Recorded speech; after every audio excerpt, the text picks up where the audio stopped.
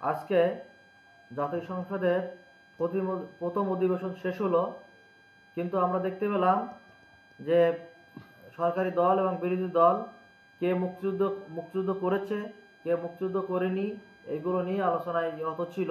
কিন্তু জনগণ যে জন্য তাদেরকে ভোট দিয়ে সংসদে পাঠিয়েছে, জনগণের কথা বলার জন্য, জনগণের আকাঙ্ক্ষা পূর্ণ করার জন্য, জুলাই বিপ্লবের যে আকাঙ্ক্ষা ছিল সেই আকাঙ্ক্ষা পূর্ণ করার জন্য, দেশ কীভাবে উন্নতি হবে এবং বাংলাদেশ কীভাবে বিশ্বের দরে মাথা উঁচু করে দাঁড়াবে, সেই বিষয়গুলো নিয়ে কথা বলার জন্য জনগণ তাদেরকে ভোট দিয়ে জাতীয় সংসদে পাঠিয়েছে।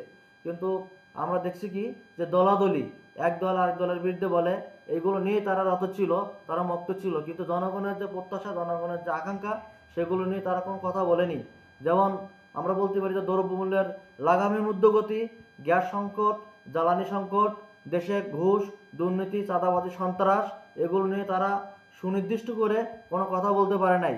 এবং প্রশাসনিক সংস্কার, রাষ্ট্র সংস্কার, পুলিশের সংস্কার, এই যে বিভিন্ন ধরনের সংস্কার, অর্থনৈতিক সংস্কার, আমাদের দেশের অর্থনীতি আজকে ধ্বংসের পর্যায়ে পৌঁছে গেছে।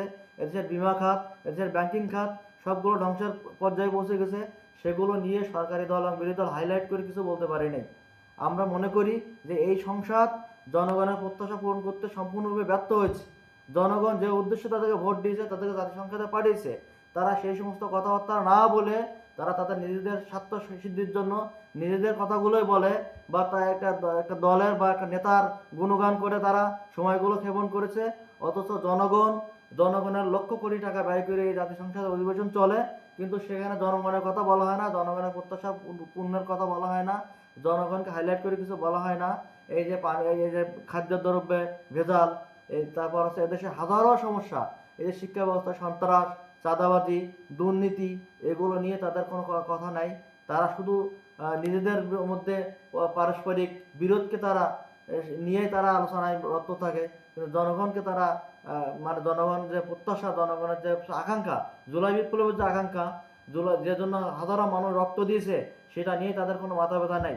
আজকে জুলাই সনদ বাস্তবায়ন করা হচ্ছে না, জুলাইয়ের আকাঙ্ক্ষা বাস্তবায়ন করা হচ্ছে না, দেশের সংস্কার করা হচ্ছে না, সব মানে এইভাবে করে তারা সময়গুলো নষ্ট করেছে। কিন্তু জাতীয় সংসদের যে সংসদের যে কাজ, সেগুলো তারা পূর্ণভাবে করতে পারে না। এবং দেখা যাচ্ছে যে জাতীয় সংসদের যারা আছে নির্বাচিত সদস্য, এরা অনেক ক্ষেত্রে অদক্ষ।